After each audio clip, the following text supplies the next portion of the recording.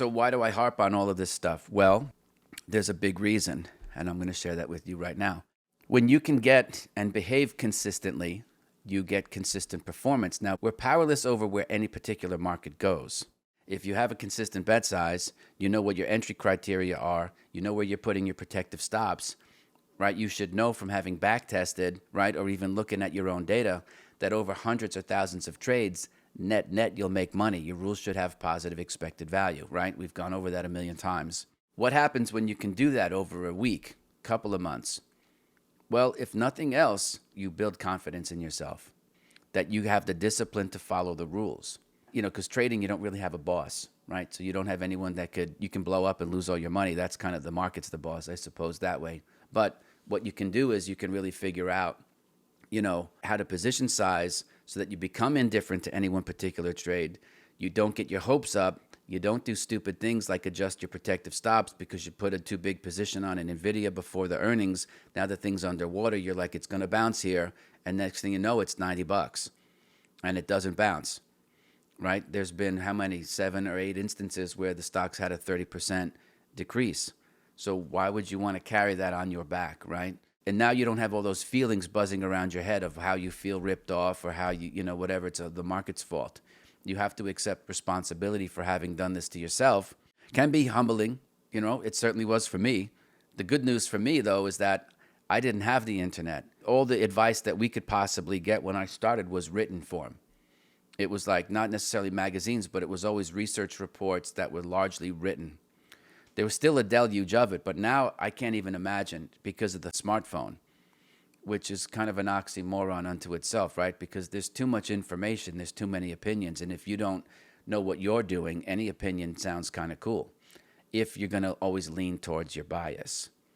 So you find out the hard way that you can't put any faith in any one particular ticker. You can't put the faith in any other person to make the calls for you, right? You have no emotional connection to the rules. So you can learn from people, right? And that's great. But as I've always said, you know, even from me, take what you want and like leave the rest, incorporate it, see if it works, and then move on. Because ultimately you have to design your own system. Think about it. I was running scans for somebody on one of their, it's a well-known platform. I don't want to mention the name.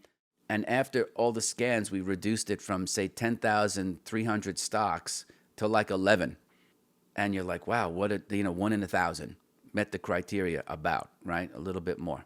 And then at the end of the day, it was like, how do you even pick from the 11 now? Because now you're dealing with bias again. So at the end of the day, you have to do your own homework. You have to do your own work. You have to do your own position sizing. And it's all up to you. At the end of the day, it's all up to you. You can't rely on anybody else. When you do that, you get the consistency. And when you get the consistency, you build your confidence. So at the end of the day, that's what's going to carry you over the longer period of your time. You know what I'm saying? So that's where you want to be in your trading, is to have the confidence. Because a person of average intelligence who is jacked up with confidence is going to go out and do very, very great things, you know, at the end of the day. So I know there are gurus out there. I know that they mean well. But what they're not telling you is that because of your emotional and psychological makeup, the stuff that they do and that they use might not be effective for you, even though they're making maybe millions. You see, that's the rub about trading and trying to learn how to trade, is that you can sit there and learn somebody else's style, but then you have to try it on for yourself. And if it doesn't fit, it doesn't fit. It doesn't matter if it has positive expected value. You're going to be sitting there not comfortable. And when you're not comfortable, you're going to be frozen in indecision. When you use consistent bet sizes, you're like, hey, everything is 1/4 of 1%. I could lose 4 times in a row. I'll still have 99% of my overall capital, right? And at the end of the day, that's where you want to be. You want to be indifferent. You can't become emotionally invested in the outcome of any one particular trade, because at the end of the day, that to me is where the rubber kind of meets the road in trading, is when you can act consistently, you can build confidence. Now that's where you want to be, even at the very beginning or at a nascent stage in your career, because at that point, you know, you kind of come into yourself. You become your own person. You're like, I know I'm very close now, because I can look back at my history and I can be honest with myself and say, you know what? I absolutely held myself to a high standard of discipline. I didn't take flyers. I didn't go on, overbet on this thing, underbet on this thing, or try to trade 6 or 7 different patterns during the day, looking at one instrument because, by the love of God, I'm going to put on a trade, right? It's okay if you don't put on a trade in any particular day. I don't know why you think you have to be active every day. It's not how it works.